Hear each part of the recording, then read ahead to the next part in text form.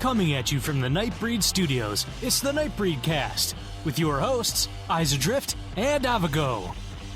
Hi, I'm Izadrift. And I'm Avago. Welcome to NightBreed Cast Episode 2. Holy shit, Episode 2. Wow. It's a couple weeks since we posted. I'm sorry, I apologize. There was vacation and a wedding anniversary and all that bullshit, but no, that's aside. I was at the beach, so... Nice middle finger to everybody. I was at the beach. All right. That was a middle finger to work. I was at the beach. First and foremost, before we get started on this episode, I just want to throw out a huge thank you for Dexella for putting us on the EQN site, the list of fan sites and podcasts. Thank you so much. That was awesome. Yeah, thank you very much. It's great. And awesome. What we plan on doing with this NightBreed Cast is actually, a lot of casts stop right at the release of game or when they lose interest in the game. We won't. As a matter of fact, we'll keep going at it until you get sick of our voices, which would probably be episode 3. Right.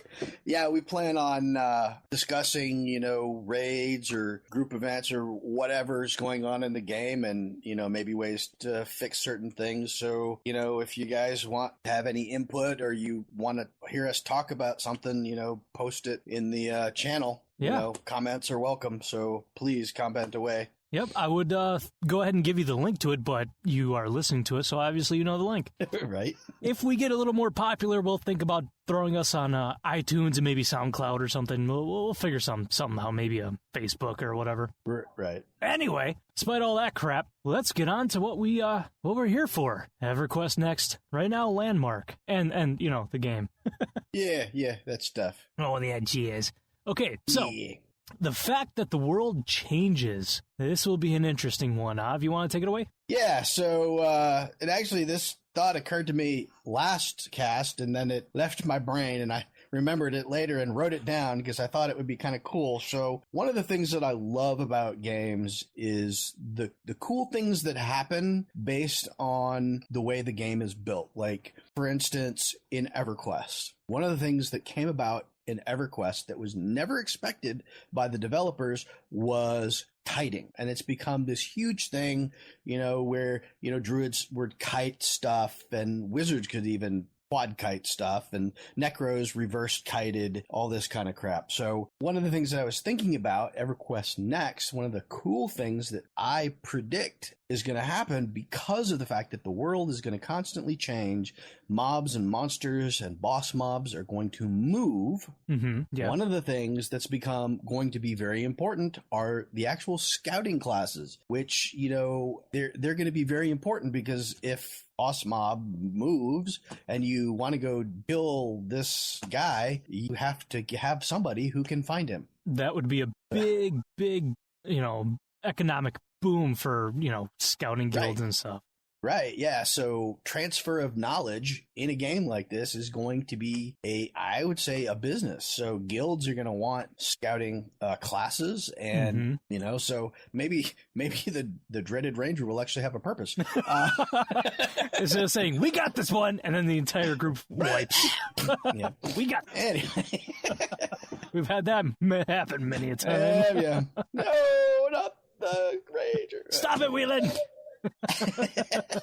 So I predict that that's going to become a huge thing. We might even see guilds that become very well known for always knowing where all the mobs and everything are. Mm-hmm. So other guilds might pay them money to know where stuff is. So yeah, you don't think could be interesting. You don't think that'll bite people in the ass? And instead of gold farmers, they'll have location farmers. Maybe. So yeah, I mean, people who are constantly scouting and updating maps and selling those, or who knows, could be all kinds of economic prospects because of this. Right. That'll be interesting to see. I'm not much of a scouting class, as we discussed. I'm more of a tank. I'm not either. But I think that would be fun just to have maybe a little character class or whatever that you can get, and then you swap out those moves so you can scout on your own. So you don't have to wait for anybody or something. Just to find whatever you want. That'd be pretty cool. That goes along with the whole one hotbar issue that we seem to not like. very much. We got very passionate about last time. Right. But yeah, it's... Who knows? I mean, they said that was just combat. I mean, we'll see. Hopefully it's... Who knows? Exactly. Yeah. Until we play it, I'm not going to... While I'm going, I don't like it, until I actually play it, I'm not going to be able to say, I hate it, love it, don't care, right it's now, not a game breaker, whatever. Right now I'm frowning upon it, but we'll see how it plays out in the game. Exactly. We'll see what happens. We didn't touch on death penalty at all last cast at all, did we? No, we didn't. Can I throw it all in again? Penalty. Okay. Yes.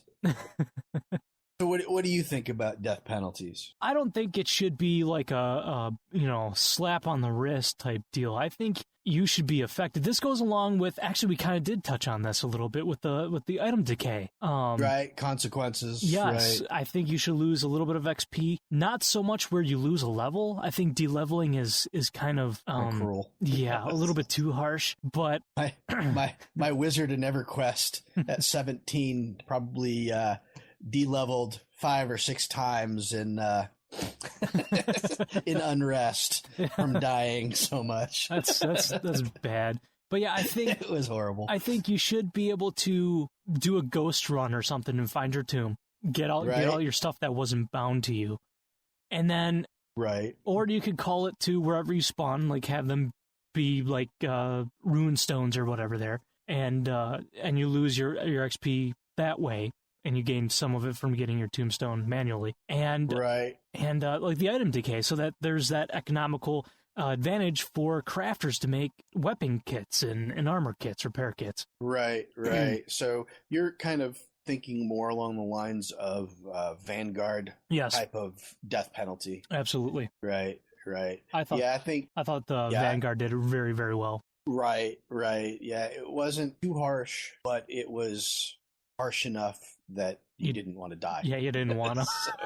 So then you get the asshats like me who just jump off of cliffs. That's fun. Yeah, I'm going to leave a little tombstone so I know where I've been, Or the people like me who like jumping down cliffs and then the idiots follow me and die. No one we've ever known did that. Face plant in the snow next to me. Bat, yes. Nice. So yeah, what level do you think it should start? Typically it usually starts around level 10. Yeah, that's what I was thinking too. I think it's a good level. A lot of it really depends on the level cap, which we don't know what it is yet, but if the level cap's 50, I think 10 is a perfect level for that. Yeah. I mean, even if it's 100, I think 10 is a good level. Absolutely. Should be well enough into the game that you've kind of figured it out and, time to deal with the consequences. Right.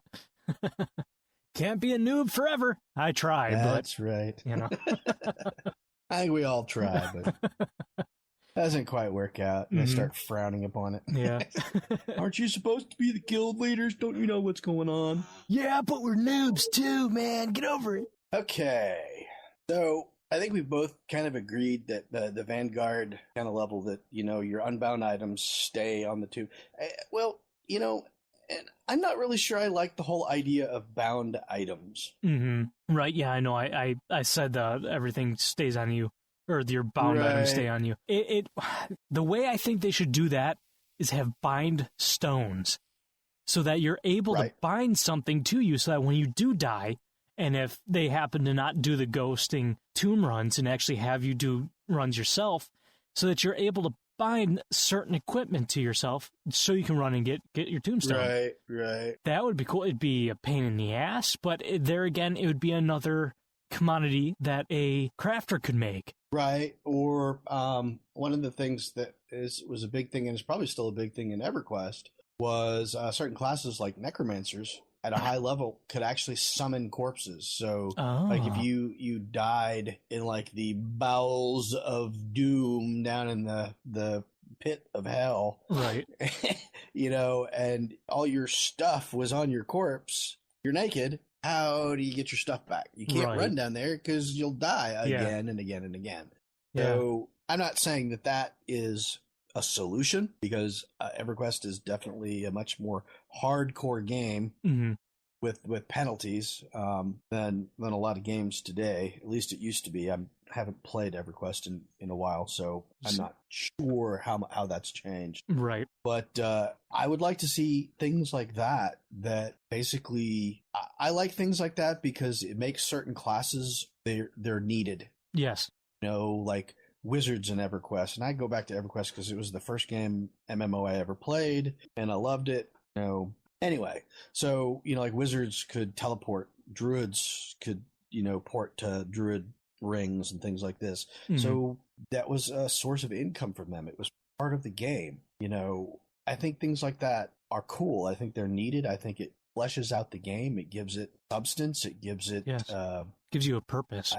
It gives it a purpose. It's more like a virtual world where you can't just, teleport everywhere, with the blink of an eye for free or whatever. Yeah, that bugs me. The dumbing down of video games for the whiny kids. Right. Do not dumb this game down, please. Right. Yeah. I'm not a fan of that. It's been happening for so long. It just keeps simplifying, and I'm like, no, you're gonna lose a lot of people if you do that, because then it'll be this is too easy. It's a child's MMO. And I think they have a handle on that, because I think we've heard Dave talk about that in some cases where they don't, and it's basically in the way of they don't want pay to win. Right. Type of a game. Which is great because all the Koreans are doing that. Right. Exactly. So, I think that the extension of that... I'm sorry, not just Koreans, the Asian MMOs. I'm sorry for any of you PC people out there. Right.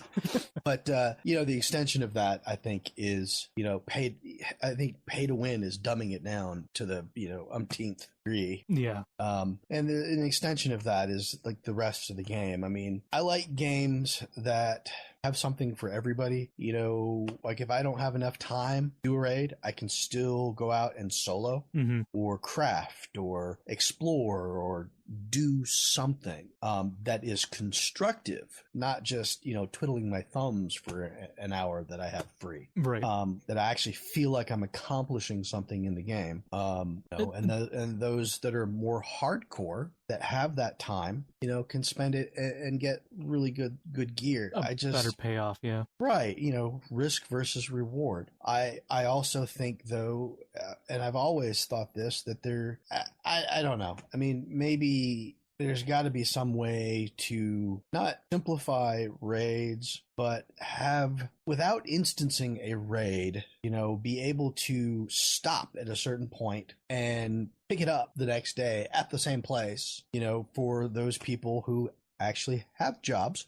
Right. So and have to work. Maybe have it like a disposable bind point, maybe? Maybe, yeah. I mean, you could have maybe a time-limited bind point. Mm-hmm. Like once you've finished the dungeon by killing the boss at the end, it clears the bind points, so you can't teleport certain places. Right. I can see where bugs could it could be bugged hardcore. Right. But you would have to do things like you have to be in the original raid to get there. Yep. Of course, that also brings up other issues, that what happens if that one guy can't show up and you need a pickup person? Should be like not been there. A voting. How the hell does he get down there? Yeah, that's true. Yeah. Well, you would have summon then, or some sort of. Right. I was just about to say that. I was just about to say that could be fixed by having a class who can summon. They can teleport down. The person can be at the beginning, and then they can get summoned down, and that way you can't really exploit. Right. Well, I can actually see how that could be exploited. Yeah, for sure. You have a guild that's at a certain point, another guild who hasn't gotten to that point yet, but they want to skip all the crap. So these guys go down to the bottom and wait, and they kick some people out of the raid, and then they start summoning. People join the raid and summon them down, and then they leave till they're all down there. Right. Yeah. I can see that could be an exploit. It doesn't matter what you do; people are going to find some way to get around it. True. Very, very, very true. So I don't know. Maybe the AI could be really smart, so it knows that you're doing this, and the boss of the dungeon starts sending swarms of mobs at you because you're cheating. Yeah, could do that, or Right. he somehow does a ritual or something, becomes stronger, and kicks everyone's ass. Right. We talked about that. Yes, we did. About if you have multiple groups attacking the boss mob, it needs to get stronger. Yep. But yeah. I mean, we could go on forever on that. Right. Yeah. It's just. What about heroic movement? What I saw was pretty cool, but I still want to be able to. And I saw that they were able to jump obstacles too, not just run into it and have them vault over. Because I need to jump. That is something I love to do. I love to do it too. I'm constantly jumping around. I like jumping over water. Yep. Yep. And it's one of my favorite things. You know me, I like jumping off of cliffs too. So I hope that there is falling damage and possibly falling death, but yeah, hopefully the heroic movement won't. I don't like games that don't have fall damage. Right, like Borderlands 2 is really, really fun, but I mean you can fall forever and not die. Right. Right. Then you get shot in the arm and you're dead. Like, oh. I can also see how heroic movement might get kind of old after a while. Mm-hmm. You know, because you're always running and doing all these flips and things over stuff. Times too much is too much. Yeah. I don't know. Who knows? Maybe it's just enough. I hope so. I hope it's just enough. I hope it's not over the top. Right, because we did see just a little bit of it. So right, we don't know exactly how all that's going to work. Once again, we haven't played it. Yeah. Which I mean, hey, if you any of you devs listening want to give eyes a drift and have a go, chime in or post a note or email one of us. I don't know. Our email addresses are available, but maybe send us something on, if you have a comment on what we just said or how it's actually going to work in game, and we can read your comment. Yeah, in our next cast. Actually, I am signed up. It's going to be hard. We need to set up like emails so that people can. Right. Yeah, we talked about this. We need to get emails for the cast. So. But yeah, just send us a YouTube message. There you go. Right, yeah. That'll work. There you go. I totally forgot. But yeah, I was going to say, if you guys want to send us, an early alpha access, hey. We wouldn't mind. No, not at all. But we wouldn't talk about it. No, we wouldn't. Was the word. Yeah, absolutely. We would just say, ha, and move on. Right. Speaking of in-game celebrations. Right. Yeah, so they can be cool, but they can also be very annoying. Yeah. If done over the top. I still liked it in Vanguard, the what was it, Christmas one, where you got the snowballs and you can throw them at people and turn people into snowmen and they freeze there for a little while. Right. That was annoying as hell, but fun.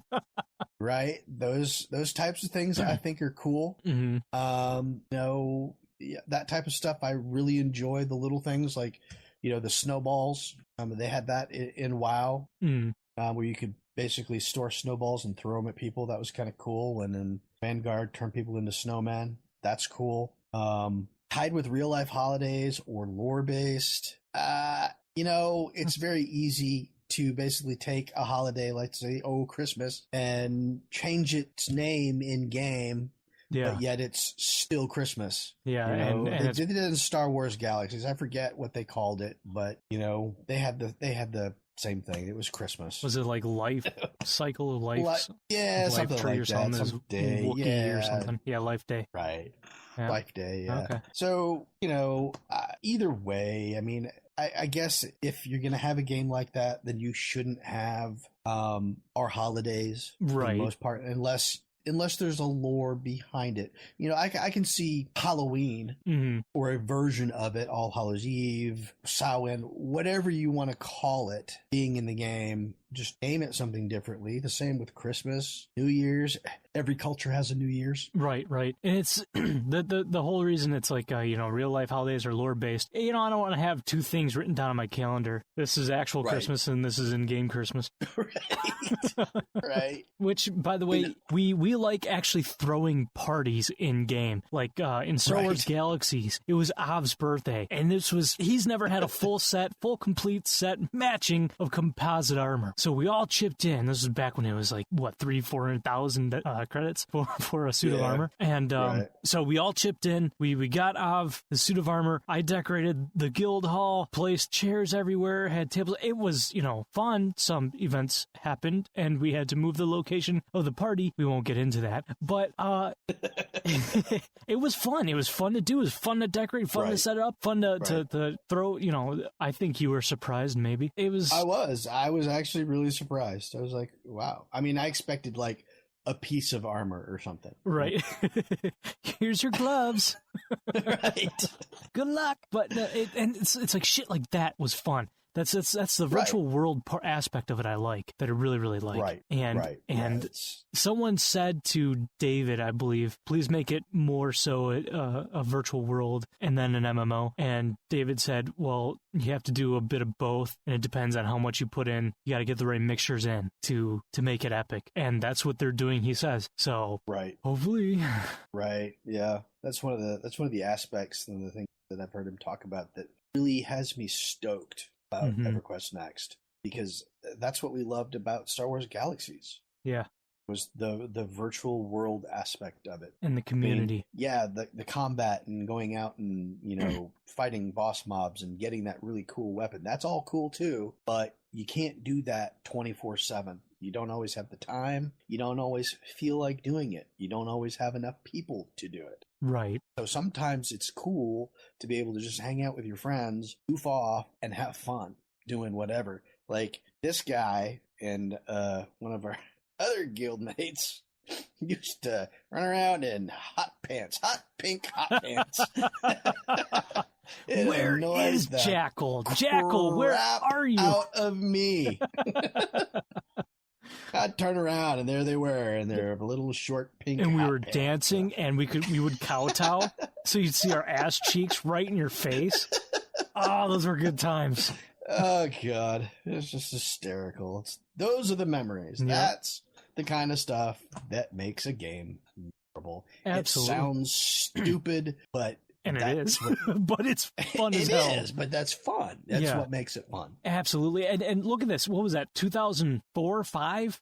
Yeah, somewhere around there. And here it is, 8-9 years later, and we're still talking about it. That's what makes a game epic. That's what makes a game.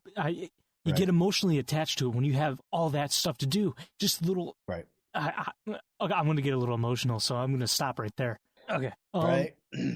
Okay. Wow, this seems like it's going to be like short. I think we're on 26 minutes, but we've got a couple of things to talk about that aren't on the list. So. Right. Okay. How about in-game special events besides rallying calls, which I believe we already talked about? Right. We did talk about the rallying calls. I love all that kind of stuff. I mean, I guess you could consider, holidays special events or, certain things that happen in the world, developer, GM run events, or whatever you want to call it. Those things are cool. Right. In Star Wars, The Old Republic, I tremble when I say that, actually had one really, really cool server event, was the Rakghoul outbreak. Right. That was actually really, really cool and really well done. Right, where people would get infected, they'd sit around and infect other people, explode. Right, and I mean, you'd have these pockets of people just vomiting on each other and exploding. And that was fun. It got a little annoying, but it was fun. And then, I mean, that was tastefully done because it was done once. Whereas you have the Gree event that in 2 months, they had it 4 times. Was it 2 or 3 months? They had it 4 times? Right. Come on. I understand there were collectibles and stuff, but it gets annoying when you have the same exact event going on and on and on and on. Right. Yeah. They come up with something new. Right. A different event. And that was another thing. I'm sorry. That was another thing that really made me mad. When they were talking about, oh, here's a new vehicle, and all it was just different colors. It wasn't even. Right. I mean, it was just stupid. Right. But One of the other that's them trying to get their money. Buy cartel coins, and it's just right. Another game that had stuff like this that was kind of well done was Rift. I know you never played it. I was in the beta, but that was about it. Right. Well, they actually had these monthly events that would go on, and there would be these quests that were evolved. And it was cool because there was something new to do. Mm-hmm. The one thing that annoyed me about it was the fact that each time this event, the next month when the new event started, there would be a different monetary value or coins or tokens or whatever for the next event. So if you had anything left over from the previous one, they were useless.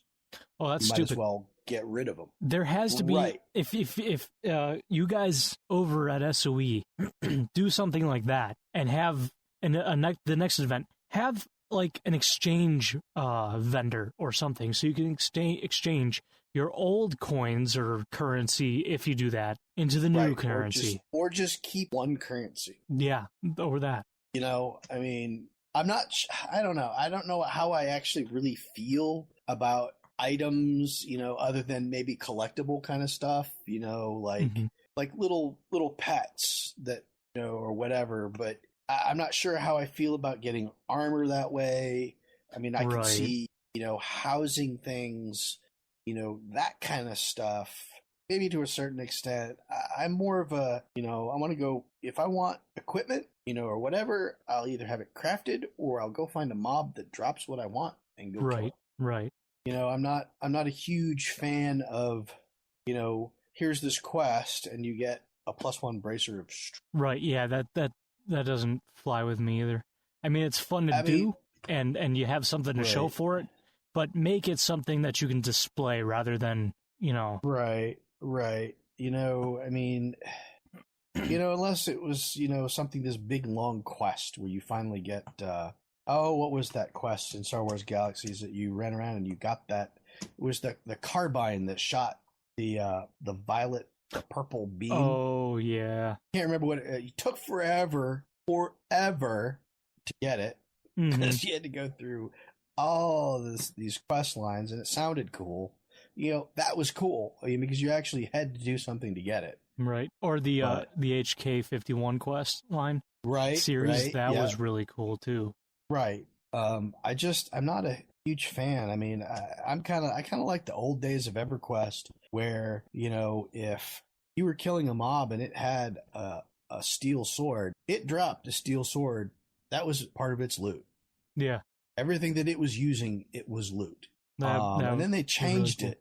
I think one of the reasons was because people started griping that, if it had this +20 Vorpal sword, it was really hard to kill the mob because it actually got the stat bonuses from it. And I'm just kind of like, well, suck it up, get more people. Yeah. So that's just kind of the way I feel about it. But fast travel. We kind of touched on this. We did a little bit already. A little bit. But do you want to run forever and have no places where you can quick travel? Run to them once and then be able to go back and like through a network and travel? Or travel from the get-go, which we said, fuck no, when we don't want it dumbed down like that. And it's like, oh, I just want to go here. Right. So so run forever, not really. Like I kind of said, I like certain classes that can teleport, and that can teleport other people.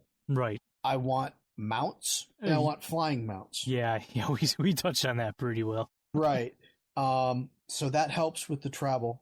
If there is going to be any type of you run there once type of stuff, it should only be in major cities. Yeah. Where you can teleport from one major city to another, region-wise. Other than that, I think it should be you have to either run there or get a wizard or a druid or whatever who can teleport to that wizard spiral or whatever. Right. And then they can teleport you there. I think it shouldn't be. I don't want it to take 20 minutes, 30 minutes to get there like some games that we played. Mm-hmm. It takes 20 minutes to get around the world sometimes. And that's, time that I could be playing. I understand that. But on the flip side of that, if you can get anywhere quickly, easily, and that kind of cheapens the entire experience. Yeah. So hopefully there's a nice balance in between. Right. Well, I mean, if you're in a guild with enough people, then, surely there's got to be somebody who can teleport you somewhere. Right. Or have a sick-ass mount that everybody can pile on. Right. Like we said, the wiener dump button. Right. I could see flying mounts like a big blimp. Mm-hmm. Eventually, you can pile your entire guild, in the basket of the blimp and go wherever. There's all kinds of things that you can do. That's not really technology. Magic version of that. Yeah. I kind of like that. I really like Star Wars Galaxies and the multiplayer vehicles where you could put 6 people on a skiff and drive around. Are you playing catch? What? I don't know. I keep hearing a slapping or something over there. It's probably my Okay. I keep putting my head back and it's hitting the chair. Oh, I gotcha. Because or rhythmic slapping, and it's like, oh boy. What's going on? What are you doing? Oh, do you need some alone time? Yeah. Yeah. So I really like the multi-person mounts, especially like in Star Wars Galaxies, where you had the skiff that you could put 6 people in and then drive around. I think that's really cool. And I think you could do that easily enough in a fantasy world. Yeah, absolutely. This last time. Absolutely. That was one of the best things, because it's just like, put someone on follow. Okay, I'm going to crack another beer. Here we go. Right. That was great. I didn't have to worry about it. They just point me in the right direction. My character kind of veered off from left to right a little bit from time to time. But, yeah. Right. Yeah, I mean, and if you're in a group, and you're having to travel from point A to point B, exactly, one person can drive. Yeah. The others can go take a freaking break. Right. So that's kind of cool. And that, that can be a fun part of the game too. I mean, I guess a lot of people, they might think it's ridiculous, but we had so much fun just riding around on skiffs. Yeah, we did. And just acting stupid, yeah. In between, missions or whatever. Oh, especially on Mustafar. You'd get on you'd get on the lava, and then the driver, when everyone else was AFK or someone was AFK, the driver would pop out of the car. It would boot everyone off the car onto the lava. The driver would get back in the car. Or the skiff, sorry. Right. Yeah. That was great. Yeah, there are all kinds of crazy stuff that you can do. Yeah, so I'm a big fan of that. I think I like some fast travel, but oh my God, don't insta travel everywhere. Everywhere, no. Major cities, wizards to wizard spirals, druid rings, that type of thing. Flying mounts in general could make all the other travel bearable. Yeah. There was something about the landmark server-to-server transportation. Really? Yeah, I believe they were saying... I've never read anything about this. It was in one of the videos, the Dev Diary, I believe, where you're on your server and you're mining something, and you want something else of a certain color, like a different piece of wood of a different color, or a different mineral that's not on your server. You're able to transfer to another server and check out to see what they have, mineral-wise. Oh, so that's kind of cool. If I heard that correctly, yeah, that would be great. Then people would kind of I would get lost on what my original server was. Right. It's like, where did I come from? I don't know. Mm-hmm. Where am I? Yeah, I can see that in Landmark. That would be kind of cool. Yeah. I don't know if they would pull that off in the actual game unless they have cross-server PvP. There you go. Right. There you go. And that seems to be something that they're going to be able to do given the technology that's out there now. Right. So... we don't know much about that. We aren't, we don't want to assume, but that's something that would be really cool for the PvPers that are out there. Yeah, we're not big PvPers. No, but we do think about you and laugh at you. From time to time. So. And we do have guildies that are into PvP. So. Yeah. Well, are they still guildies? I hope so. I don't know. I hope so too. So Broccoli, if you're listening. Yeah. What the fuck, dude? Where you been? Yeah. But yeah. Okay. So.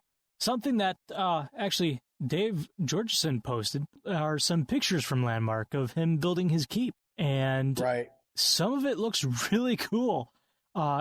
this Right. pretty much confirms that you are able to decorate the way you want. Right. And judging by this one photo, it looks like you are able, unless they're just decorative, to place weapons on your walls to display them. That makes me very excited. So. Very excited eyes. And because he's got a couple shields right there, and they look really, really cool. Right. I don't know whether landmarks going to be different, but I really hope, crossing my fingers, that any weapon or item that drops in the world can be dropped into a house. Yeah. And decorate. That would be great. I mean, he's got a couch here with a couple totem pole with plants in them. I mean, this looks pretty intricate. I mean, I really dig that desk with the chair and the picture of the dragon on it. Right. Oh, that looks really cool. This makes us really excited, folks. I mean, right? I know a lot of people. They're like, housing? Why? I don't want. Well, you don't have to have a house. Yeah, if you don't want a house, don't ruin it for the rest of us. Just don't build one. Right. You could be a floater. We're into the houses, the towns, the guild halls. Yes. The whole shebang. You be a floater, cool. Mr. Floater. And when you come around to my house and yeah, you fucking hobo, you come to my house and you'll be like, dude, that's awesome. Can I come in and have some coffee? No, you go away. You go away. Go build your own house. I don't want to build my own. No squatters, get out. Yeah, get the fuck out. Now, anyway, but yeah, we absolutely love housing. We love guild-made towns. We love guild halls. And to have your city bustling and people coming and going, which now, I really hope they have the vendors that we are able to sell shit on our vendors. Just about to bring that up.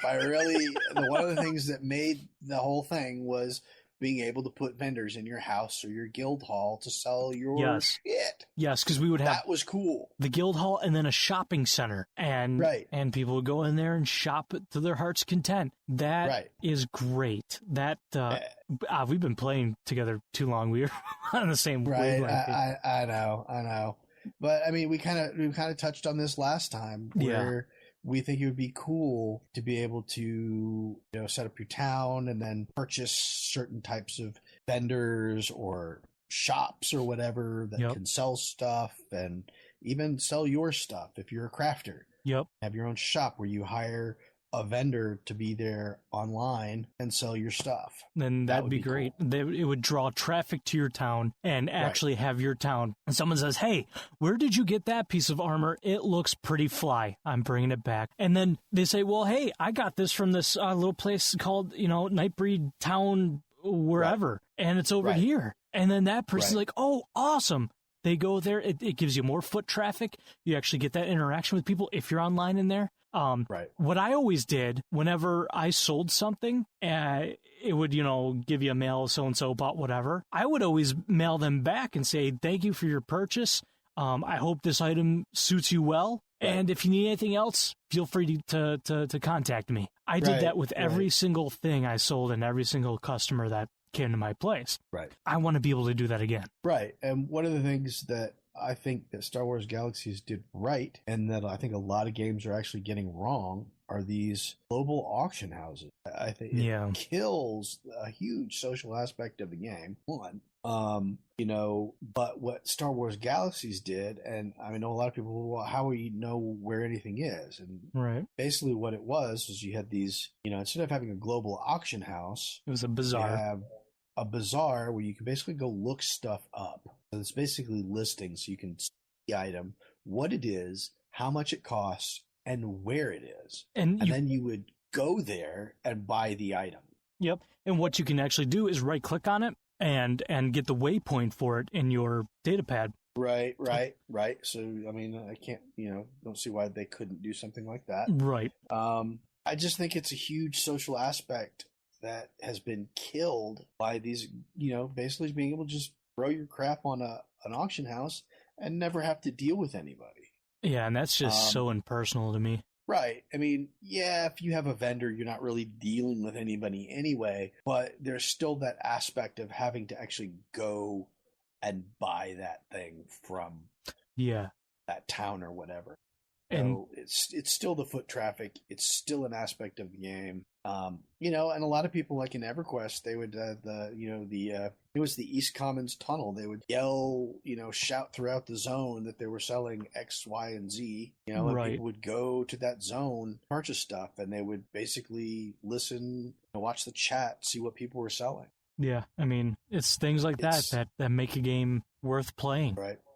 Right, definitely. I mean, yeah, you got the combat and everything else that goes with it, and the crafting and the harvesting, but it's really, if you have a lot of things to do and you put all that, those little things in there, the people will make the game for you, pretty much. Right, pretty much. I mean, it's really the people that make the game, anyway. So if you're on a server by yourself, not much of a game. Right. So, it's the interaction with the other people, the grouping, the fact that you have to rely on other people to get things done, to craft stuff for you, to buy stuff from, to sell stuff to. Yeah. That's what really makes a game. That interaction. And that's what we want. We want that really bad. We've been waiting years for a game to give us that. And I think, with what they're talking about, with the ability that they're going to give players to be able to actually build the schematics for a house and then sell that to people. Yeah. That to me is awesome, because that means that you'll be able to build furniture like that. Anything you can think of, I think that's freaking awesome. Yep, I really dig that. And I think,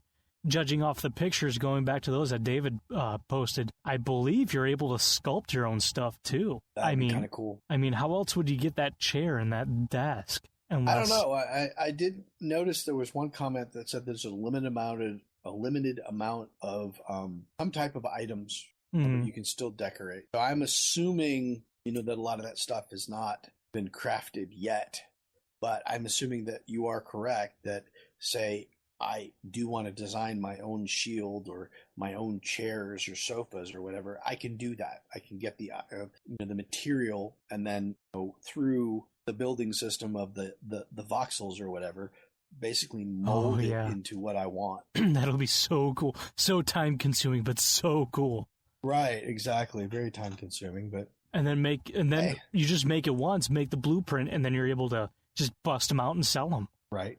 Oh, hell yeah. Yeah, that'd be kind of cool. All or right. Sell the schematic for a lot more. This game is making me water at the mouth and in other places too. But, I mean, we don't want to get ahead of ourselves. Ew. We don't want to get ahead of ourselves. And, oh man, we don't want to get too excited. No. But still not in beta yet, so yeah. They did say, though, we'll interject this. I was reading that they think that by next month they may have beta dates. Yes, and other dates too, I think. Right, yeah, so that's kind of exciting. Yes, very much so. Because Landmark is not beta, right? Right. Landmark is going to be something. They said basically should be playable by the holidays, so I'm thinking December. Yep. So we're going to be getting dates for Landmark and beta. Yeah, so I'm really excited about that. Yeah, me really too. Excited. Speaking of excitement, does Jeff Butler's passion for the game make anyone else want to play EQN and Landmark? That is one passionate dude. Right. I mean, whenever he starts talking, he gets really excited about something. That dude just makes me want to play the game, Sorry about the bump if you heard that. Right. That dude's awesome. Right. Yeah. I mean, to hear him talk and Dave Georgeson. Oh, yeah.